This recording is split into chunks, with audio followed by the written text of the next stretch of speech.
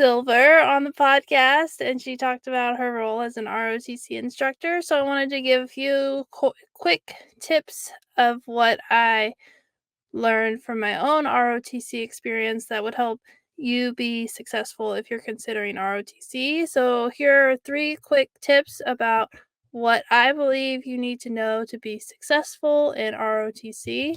And the first thing is to be open to learn.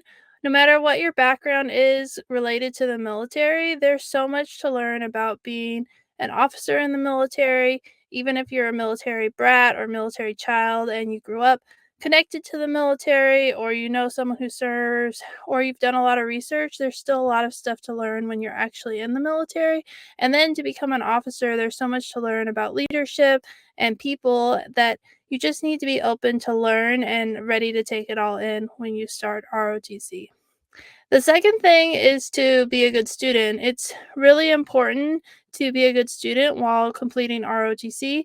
Even though your classes aren't technically connected to your ROTC classes, your GPA will affect your scholarship and the ability to continue, and you have to graduate from college with your degree to be an officer in the military. So, making sure that you're on top of your studies, that you're making sure you're taking the right classes to complete graduation when you're scheduled to graduate from the ROTC program is really important.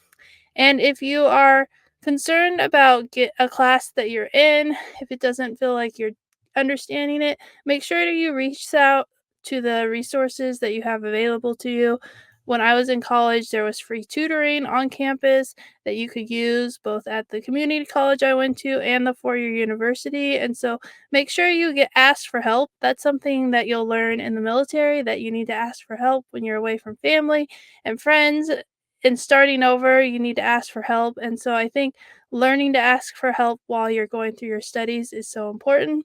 Some people really have a hard time adjusting from high school to college. So don't be afraid to ask for help and make sure that you're on top of your classes and not scrambling at the end of the semester trying to ensure that you can pass all your classes.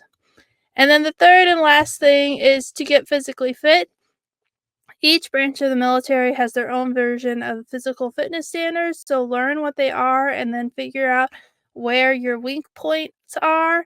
I ran cross country and track in high school, so running was easy for me when I joined the Air Force, but push ups and sit ups was not something that I had done on a regular basis. And so I spent the summer before I started ROTC learning to do push ups on my toes, not on my knees, and doing sit ups.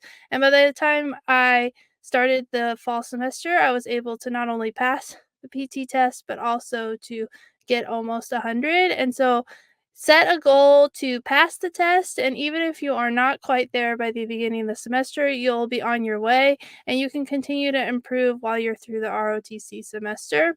And so, those are just three quick tips to help you get started if you're considering ROTC.